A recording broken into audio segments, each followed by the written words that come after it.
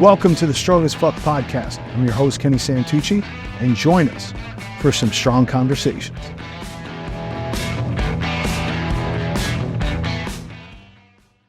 All right, we're back with another episode of the Strong as Fuck podcast. I'm your host, Kenny Santucci, and today I have a friend of mine in. We met years ago at my old gym. Very handsome man steps through the door, starts taking class. Wait, I thought it was on a dating website that we met. Yeah, it was Grindr. We met on Grindr. Now you're talking. Eric Brody, welcome to the Strong as Fuck podcast. Happy to have you here. Couple months back, I'm looking at social media and your feed just keeps coming up and you're delivering a message that I'm not in the real estate world at all. I don't even want to own real estate. I think a lot of people are like, they think that's the end all be all, and we'll get into that as far as business goes. New York real estate is too goddamn expensive. Even New Jersey now, the two places I'd love to live, have basically pushed me out of owning anything. However, give us a little rundown of who you are. You top real estate broker, developer here in New York City? Did you just say New York City? The country player. Your vision's too low. We got to go big time. We're going national now. Okay. Let me tell you something. Before we get started into it, I just want to tell you, what you may not know is sort of like the unsung heroes of those of us in New York, right? We're isolated. You're grinding it out. And every morning when we met, I walk into this gym at 6 a.m., right? And I'm miserable. I don't want to be there. And you forget it's those that help direct you who motivate you to execute that become such important figures in your life. Mm-hmm. And that's how the friendship began. But I admire, you used to roll up and you're got that Jersey attitude. It's not like, hey, everyone, let's start fitness. You'd be like, let's go. And then you start playing 80s rock, which I'm still listening to on some of my my playlist. And It always reminds me of you. So you hold a very special place.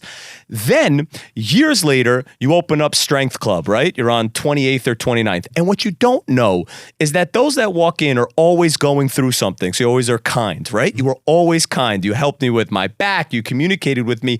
And at that time, I was at my lowest point, but you still were an inspiration. So I just wanted to open this up by just thanking you. You don't realize what you do, and you think everyone's tough and everyone's out there getting it done and killing it, but you impact us each and every day. So you're part of the brotherhood, whether you like it or not. I appreciate that, man. Of course. Thank you so much. All right, so what do I do? It's better as a quick story. Do you mind? Go. All right. Go through. So we were mid-market developers in New York. We were building 21-story buildings, 218 units in Williamsburg. And then this little thing called coronavirus hits. And we get rocked because everyone's hiding, everyone's around. And I had developed a building, right, on 96th Street, okay? Here in Manhattan. Here in Manhattan, the greatest city ever. And until you are in the MMA fight of your life, I was just quoted, getting the shit kicked out of you, do you open your horizons, okay? So now all of a sudden, you can't pay the interest on a loan, right? We borrow money, we take risk. And a lender comes and forecloses and wipes me out. So I'm supposed to be this big, tough, externally validating guy building buildings. You were doing well at that point. Because before COVID, I feel like you had a lot of shit going on. You had a lot of shit going on, but New York, with the cost, it was getting rough, right? Everyone's perception is in real estate, you must be this monster all the time. And just like you said, very hard to own something. You need to have enough cash to really acquire something, to get above the fray, like to get out of the gravitational pull of all of what your costs are, to get to a place to really be able to buy something. Very hard. Very yes. hard. And we were doing well. Okay. No complaints. But then everything gets taken from me. Okay. Taken from me. And that's where life sort of begins, when you're in that suffering, right? So now I lose this asset. What are you going to do? So I went with these special forces guys, and you probably hang out with some of these guys from when you grew up, or just some of the people that walk through or do jiu-jitsu with you. And they're like, well, you're not going to lay down and die, are you? I'm like, no. They're like, do a report. What went right and what went wrong? I do this report, and there was this analytics that basically said, why the F are you developing here? So bank gave me money, people gave me money, but the data analytics, right? And what you deal with each day, like how much weight, right? And all the science behind it, no one was paying attention into real estate. What real estate does is, yeah, this works, okay? So there's no analytics. That led me on a journey to start researching real estate and technology, started a podcast, raised a venture fund, and then started doing content, because when I got on the mic, it felt natural, kind of like when you get on the mic, yeah. right? Yeah. So then the question is, well, why are you doing it? right? What is the application of doing all of this content? So people's perception is me and you just want the attention, right? But it goes to something. For you, it's a new client, right? Or you started Strong New York to drive a larger top of funnel audience to you, for you to figure out how you're going to monetize it. So we are all marketing companies in this space, making that application to what we do. Now, what do? It's called capital advisory and development. Capital advisory is there's a universe of people who need capital for real estate. I know that universe with all of these tech workflows. We match them, payday. And in addition, we've taken over some deals and continued to develop in a nutshell. Help, I'm in a nutshell. So I think why I wanted to have you on and what I started to notice was, one, you are very charismatic. You're great on camera. Just like throwing back to when you used to come in the gym pretty early in the morning, you were one of the people that I looked forward to seeing because you changed the environment. That's the type of person you are. And you're the type of guy, if you're doing real estate, if you're creating content, if you worked at a fucking sandwich shop, people would come there to come see you because you're just magnetic like that. Yeah, we are entrepreneurs, Kenny. Like, think about your trajectory, and I don't know all of it, but you got into fitness. Actually, first it was entertainment, right? You're in entertainment. You don't exactly know. You get into fitness, right? So now you become if I'm not mistaken, you take the risk and you become a minor partner into a health facility at one point, right? Yep. Then you were an entrepreneur. So you had to take the risk to now put the burden on yourself, right? Yep. It's as if there's some type of trauma there, Kenny. I'm not sure what that trauma is, but I believe you're a fat kid who loves cake, right? Yeah. Same. We have this trauma and this desire to improve ourselves, right? Then after that, you're like, oh, I might as well take more risk and start this massive festival for fitness, right? And then you say, you know what? I'm not done there because God forbid I was actually comfortable. I'm going to do jiu-jitsu. So now you do jiu-jitsu. And in addition, an inspiration to us who are like, all right, I gotta do more. And then at the end, and then you stayed ripped. Like, I don't know if people really understand the discipline required to execute on all those levels, to be good at it. And yet you started from nothing. Like, you don't give a shit. You were a white belt, right? Now you're a blue belt. Like, people don't realize that. So that's why we're on, because we hold these realities to be true. So I know, I wanted to cover some of this as well, like, personal life. I know you went through some pretty hard shit with your family and stuff. Do you think that you're taking on some of this, the idea of jiu-jitsu? I think a lot of people take it on is because there is that side of you. I've done therapy in the past, not a lot. But the way I feel after I go to jiu-jitsu and I do what I do, or I work out, I feel instantly better. And there was just a podcast that I was listening to. I think it was Diary of a CEO. There was a guy on there, this doctor, who was talking about doing things physical is much more powerful than just talking about it. For somebody who went through a lot, you went through therapy, right? I've done it all. Yeah. You name it, I've done it. And what has helped you the most? All right, so let's first or talk is it a about combination? it. Let's first talk about it. So first and foremost, as a human, as a dude, as let's say that you and I are alpha, whether that is the appropriate term anymore, I have no idea. Yeah. But you and I are going to stand on our own 2 feet. We don't change until we step into the abyss and that our daily suffering is so great that you're willing to change. So like, it sucks, right, about life, but it's like, I wouldn't have changed shit if I was doing really well unless I had gotten, like I was saying, in the MMA fight of my life, getting kicked in the face. Yeah. Okay? So now what are you going to do? What's your decision, right? Are you just going to lay over and do nothing? Or you start to think, what are some of the things you've heard about? All right. So what I loved was that guy, Stutz. You see that Netflix special with Jonah Hill and his shrink on it, right? Yep. And the guy goes, don't come talk to me unless you do 3 things really well: fitness, food, and sleep. If you got problems, and by the way, we're all suffering, okay? Otherwise, it wouldn't be something called Buddhism and all the rest of it. You're all trying to find your happiness. So this idea that we can't talk about it or you're not alpha if you actually look into your feelings is bullshit. Because when you are alpha or you're trying to always change, you're always looking to improve. And looking to improve, right? Carl Jung says, those who look within realize, those who look without dream. So it's like, you know, you got to look within to this icky part. So we call it healing. I don't call it healing. I call it like looking at my shadow and be like, all right, that's me too. Yeah. You know? So the first thing is, you know, if you've always externally validated, you know, like you said, handsome, you know, always been, you know, no, I'm just kidding. But if you're always looking and externally validating yourself, like you never learned how to look internally, right? So it's all these things. So the first thing is fitness. Like you're 100% right. How do you slow your brain down? I wake up like anxiety, I'm freaking out. Might as well work out at 6 a.m. immediately. Takes you down, right? Now you can see what's there. Then people said, oh, now you meditate. And I'm like, oh shit, how am I going to sit? Do you meditate? Very rarely. Right? So like, I try to. I do try to. so then people go, well, meditation. I'm like, I don't want to sit there and breathe. And you're like, that's not what meditation is. Meditation is like, if you didn't meditate and you're saying, and you were to say out loud all the thoughts in your head, you know what we would call you? Insane. In fucking sane, right? So first meditation is like saying, oh shit, look, you don't shut the fuck up, right? Like, look at all this. So why don't you figure out how to look at that without reacting to it all the time? By the way, you do that when you get mad. You do that when you get sad.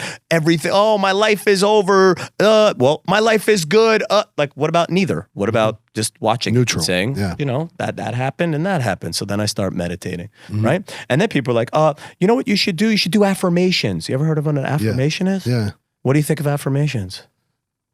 I think it works. I'm a big manifestation guy. I'm a big, you know, writing my. When you first heard that, what did you really think? I thought it was bullshit. What am I, a fucking idiot?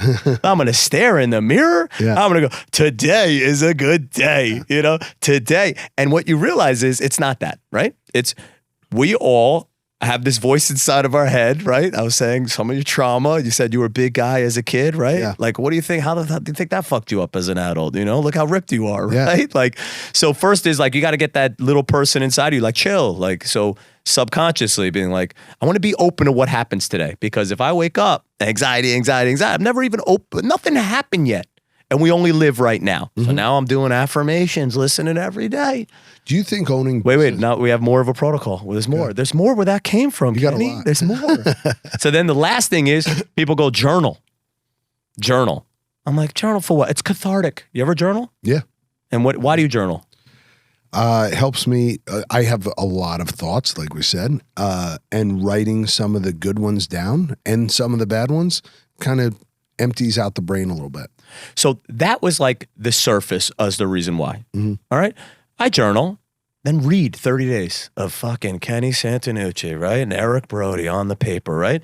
I'm like, ew, you keep bringing up the same fucking thing every day, all the time. Is that the narrative you always want?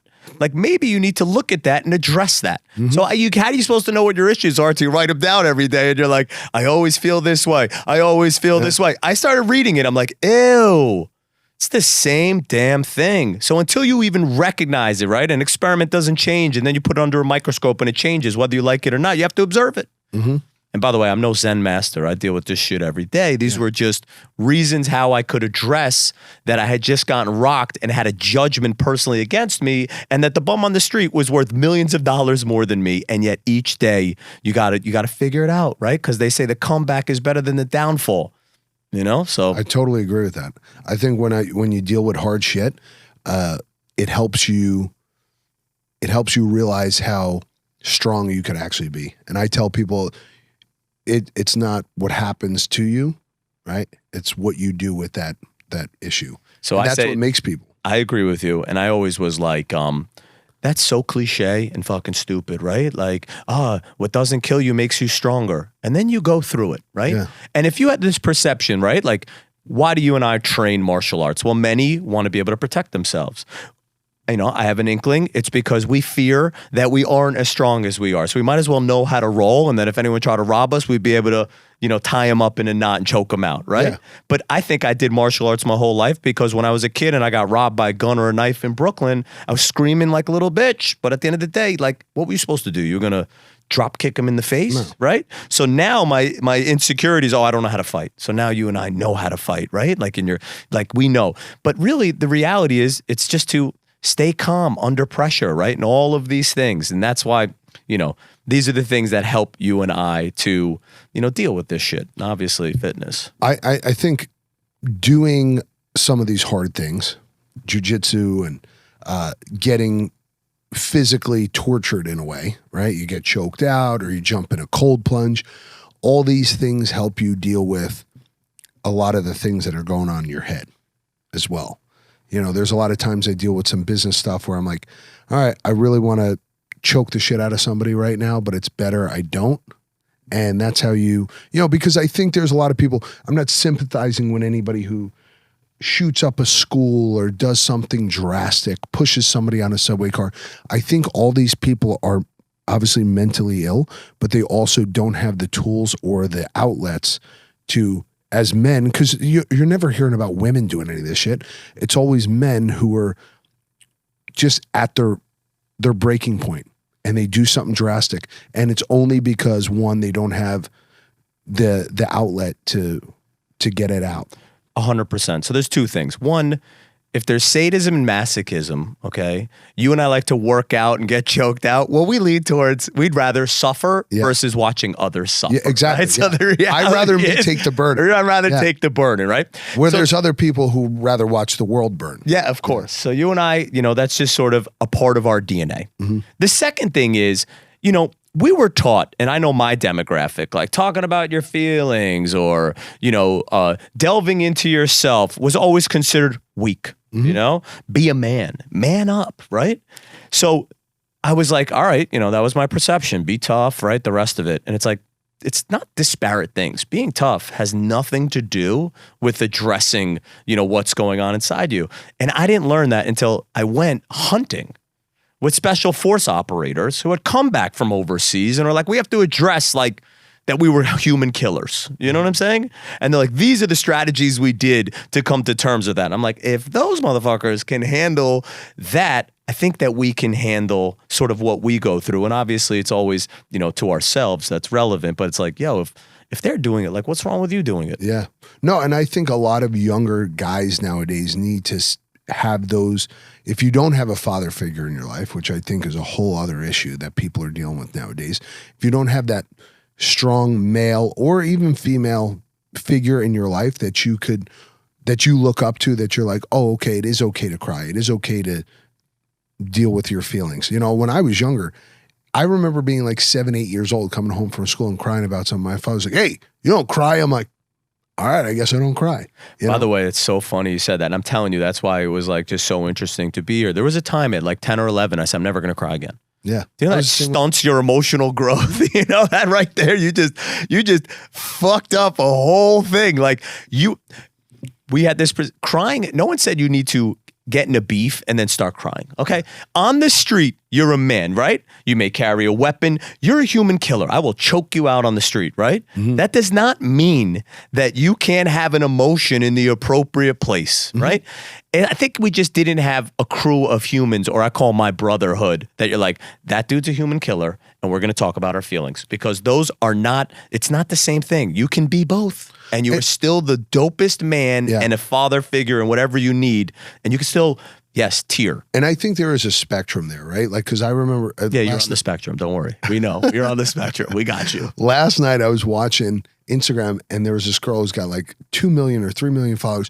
And the first like 5 videos on her page were of her crying. And I'm like, listen, when you're filming yourself crying, that's a whole other fucking, you know, bag of nuts. But you know, for me, I remember when my dad passed away in 2019 and I was at the hospital with my mom, and it's like all I wanted to do was cry.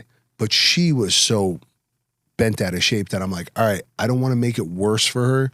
Let me try to keep this together so that, you know, if she sees me not cry, she'll feel a little bit better. She'll feel a little bit stronger. I don't know why I think like that. I don't know if it's right or wrong, but I think me like holding it back. And then when I got in the car and I was by myself, I'm like, I got to let this the fuck out.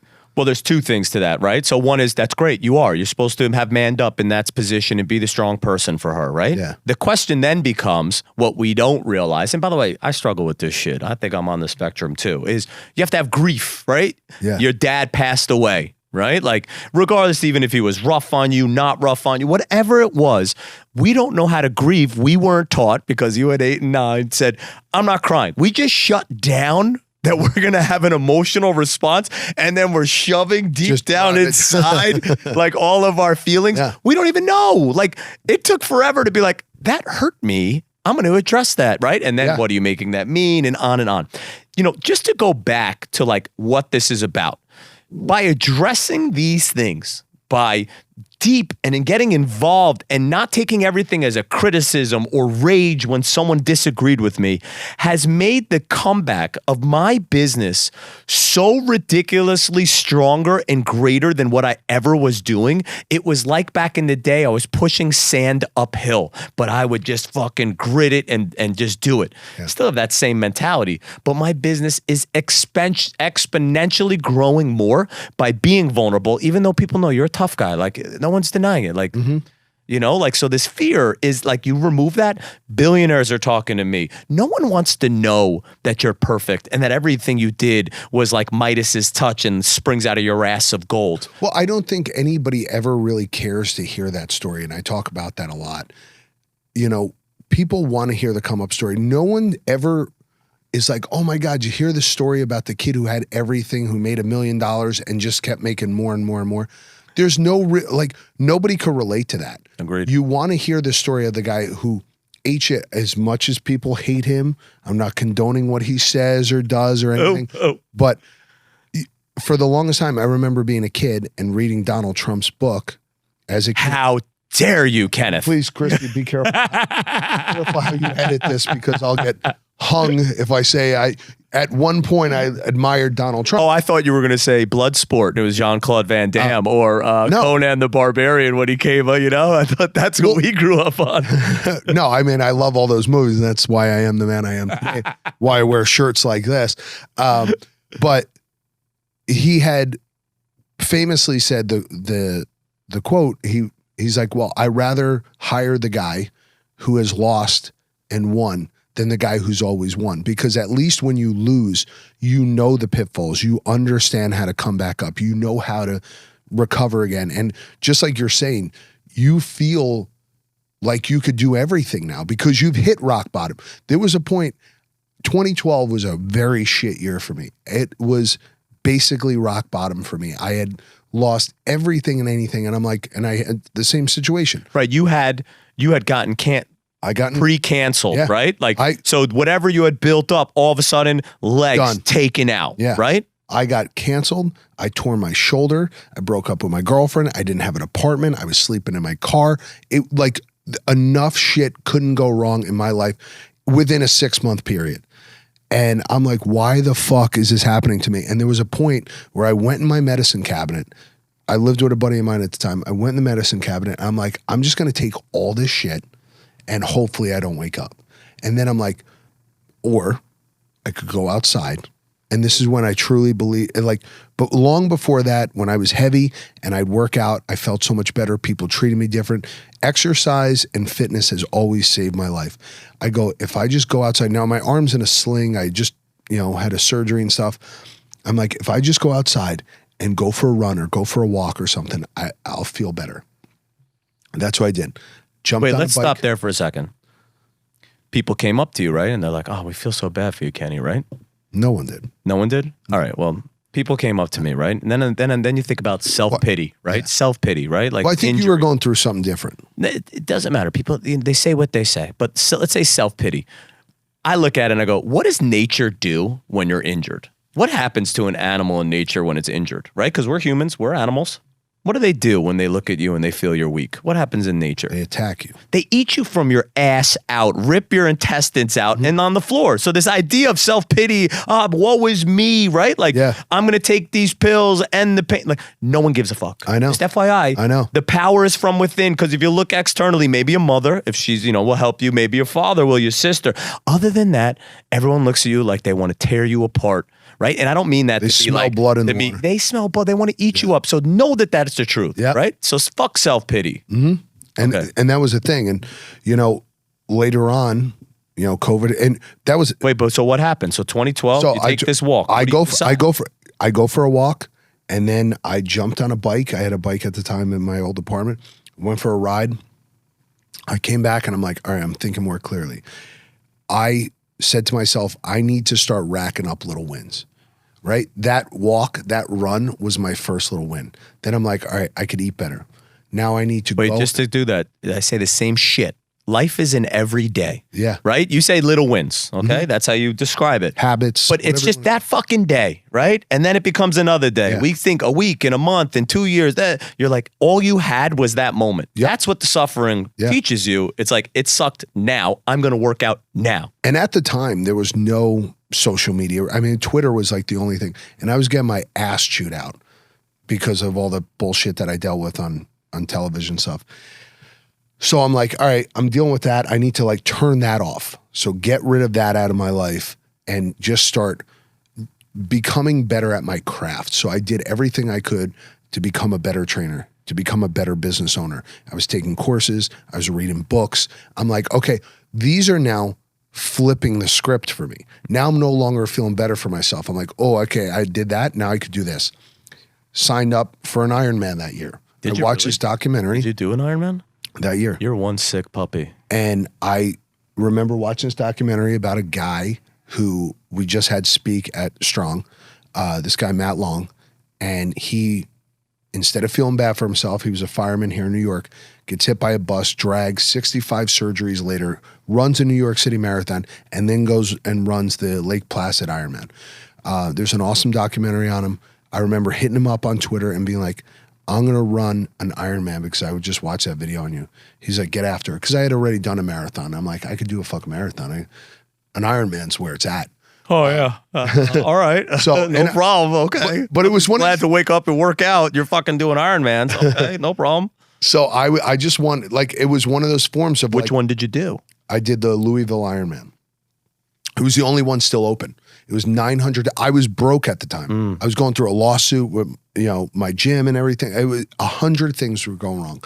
And I go, you know what? I'm just going to sign up for this Ironman.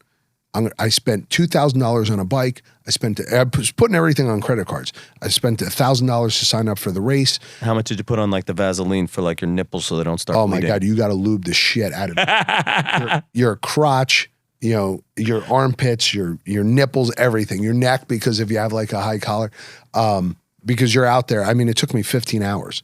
So then what? So you used fitness. Yeah. But I remember crossing that finish line, feeling like basically a dead body. I was completely drained, but I'm like, if I could do that to myself physically, everything else, business is easy.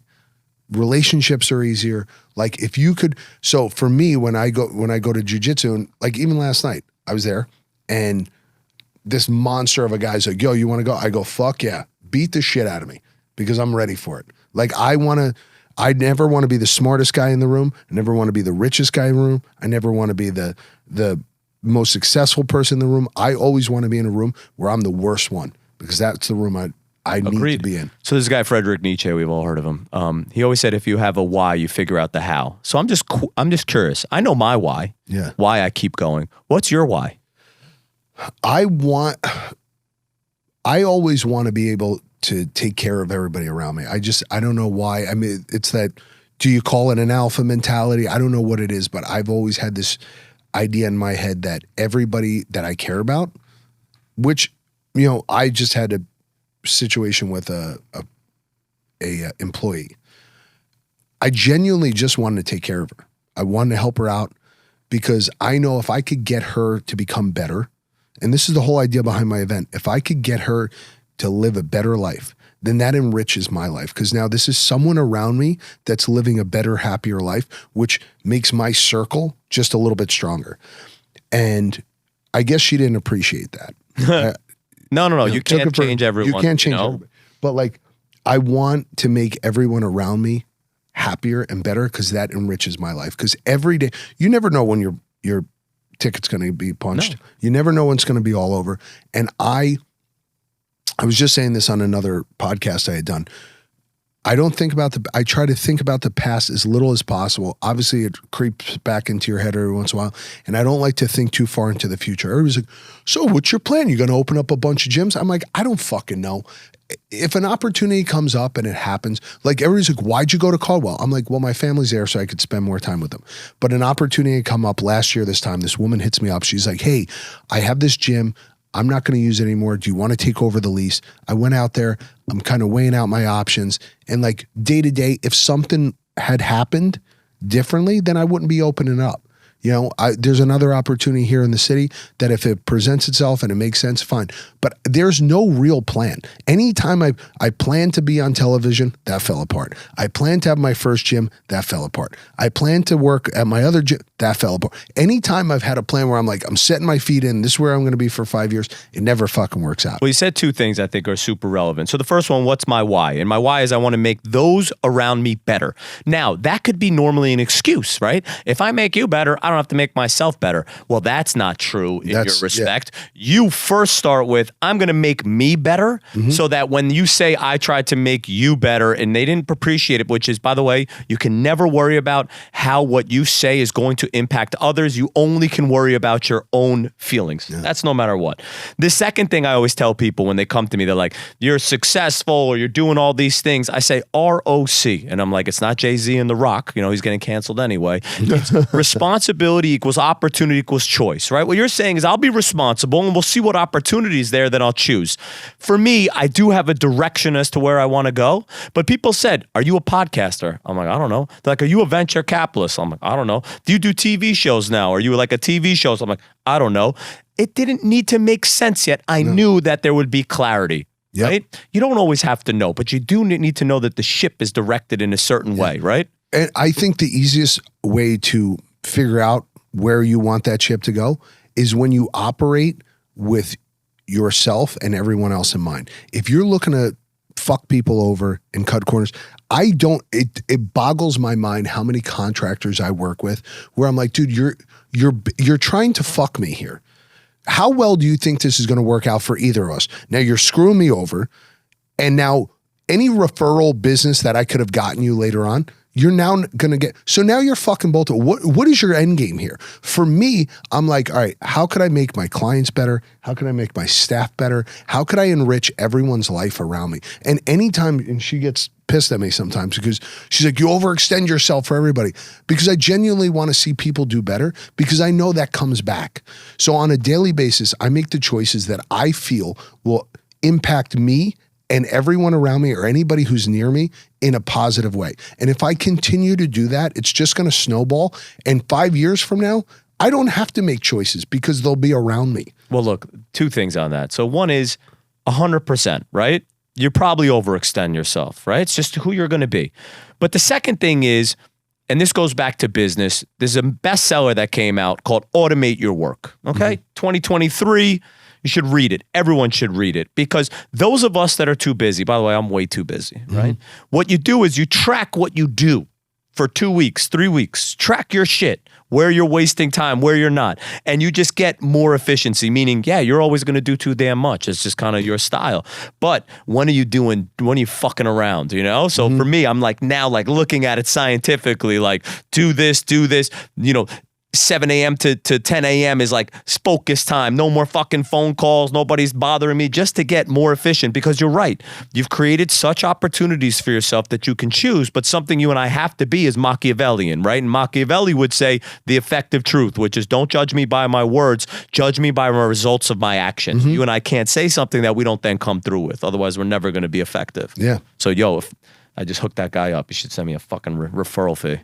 Because this is going to everyone. We're going viral. I hope so. No, I try to operate, with that mentality on a daily basis. And I encourage other people to do the same. I go, I don't know what works for everyone, but for me, that has been pretty successful. When we do the events, my end game is to make sure that every vendor and every person who steps through that door has the best experience. And I go, if we didn't live up to our expectations, please, I'll give you your money back. Because at the end of the day, $20,000, $30,000, $50,000, I've had it, I've lost it. It doesn't really fucking change my day, you know. And people are going to be, oh, I don't live. I just said can't afford a place to live. I don't own anything. I literally own nothing but a bunch of LLCs. That's all I have. No, don't we all? I'll tell you what, though, strategically, which is a totally different conversation, you need to have visionaries like you. You just have to insulate with your people who are going to do that dirty work, because it's obvious you're not. Right? So you got to look at where you accelerate and then get the other people to cut everyone's face off when they try to play you, which is different. That's just business. I'm not talking about the spirituality of it, which is great and it's noble and it's true. You just got to get now the cutthroats to make sure they protect your back, because people will abuse that. Yeah. And or people will really want to back you as a result of that, but they'll just give you the guy to go beat the shit out of everybody. And that's so true, is that I think a lot of people mistake the kindness for weakness. Well, they really need to know if they really hurt you, you might choke them out. Like, this is a reality with Kenny, right? At this point, dude's the blue belt. Like, by the way, you didn't pay. I really like you, but I'm going to need to, and that's it. I'll tell you, I mean, I haven't been this mad in a long time. The Friday before Strong this year, I had two people just fucking working on the last nerve that I have. And I'm normally a cool, calm, collective. I'm like, listen, I'll eat the money. I don't give a shit. But I had two people just fuck with me to a point where I was about to kill somebody. My mother's like, you gotta calm down. I'm like, fuck them. I'll kill them on the streets of New York and I'll go to fucking jail. I'll be in Rikers Island tonight. I gotta tell you, it's so funny you said that. I have this whole other side to kind of what occurred to me personally. And I went to this event and I just saw two of the dudes who like sat down at dinner, broke bread with me. And then they do that whole like high school, like, we don't talk to him anymore. You know that bullshit, right? Like, when I met you 100 times. What's your name again, sir? I'm like, all right. Yeah. Quash my ego. All I want to tell you is I wanted to jump kick and take my foot bone right to their neck 2 times. Why do you think that bothers us both so much? Because I honestly, there's a girl who works in the fitness industry who has done that to me 50 times. 50 times. Every time I say, oh, what's your name? I go, shut up. And you know, like because she'll tell you, I do it all the time. People will come to me and they'll be like, Kenny, I'm like, oh my God, how are you? Blah, blah. No idea. I have fucking zero clue who they are. I'll be like, who the fuck was that? But I never want them to feel like I'm too good. So the bottom line is, it's our issue, okay? If it's our trigger that I want to literally, I want to use every martial arts I ever did, and then I'm thinking, maybe I feel better. I just fucking punch you once in the head, you knock you out. I'm like, I'm so sorry. Maybe I even give him like ice. I'm like, oh, my bad that I broke your jaw, right? Yeah. But it's us. You have to say to yourself, what am I making it mean that she keeps saying that I don't know you, or this guy being a punk, you know? Like, what am I making it mean? That like I'm not important? I know I'm important in it. It's their issue, by the way. It's not ours. So and I think that same thing. Like, I don't know. For instance, the guy who stole me the flooring for my new gym, I'm about to kill this motherfucker. But anyway, I said, I'm getting so worked up over this. And this, what are you ripping me off for? $4 grand, $5 grand? What are you making off this? I go, now I'm frustrated. I go, at the end of the day, like, what do you really get out of it? Or somebody who gets really upset, like you see somebody on the street who gets fired up. I'm like, I don't even know you enough to be mad at you, right? Listen, that's also because you're a killer now, you know? Then you know that until someone steps into your space, they're not really a threat. Other people don't realize that. But at the end of the day with the flooring guy, and what we forget when it comes to these situations is we don't know what they're going through. That guy may have a bill or whatever it is, so you just have empathy, but you protect yourself. Yeah. Look, because you don't want to. Got to roll. Oh, you don't want to get ripped off too much. But hey, listen, I know you got to roll, but we should do this again. I would love to. You got a lot of wisdom in you. I appreciate it. Right? Wait, don't I get to fucking promote all my shit? Of course you do. E_Brody on Insta, Real Tech Talk YouTube, Eric Brody LinkedIn. Make sure you follow Kenny. He's the man and the reason I'm here, and always support his shit. I know I do. All right, I appreciate it. And you too, brother. And where do you go to do jiu-jitsu now? So I'm at Royce Chen and Daniel Polino have a spot in LIC called City Jiu-Jitsu. That's the spot. Amazing. Those are my By the boys. way, Like, I love those guys. Jiu-jitsu is amazing. Everyone should do it. But I also am like a little bougie. I don't want it to be like smell like feet, right? So they have a beautiful brand new spot with actually good air circulation. So you feel like the shit dries. I keep going to these spots in Miami and elsewhere. And I'm like, there's fungus growing from the walls. Bro, I don't want this shit. You can't have two better guys. I love Danny. I love Royce. Those are like the first two guys I really connected with over at Henzo's. And they have a beautiful space. So if you get a chance, by the way, and also I talk so much shit to them. Like, remember, I'm a white belt. And well, I'm like, Royce, you can't do shit. And he's like, Eric, I'm gonna fuck you up. And I'm like, you're not gonna do a damn. And then he chokes me out. Yeah, right. Nobody talks more shit than Royce. But the guy, he's an absolute savage. Savage. But thanks a million, brother. Hey, thank you for coming on the show, bud. Thank you, bro. Good seeing you. No, of course.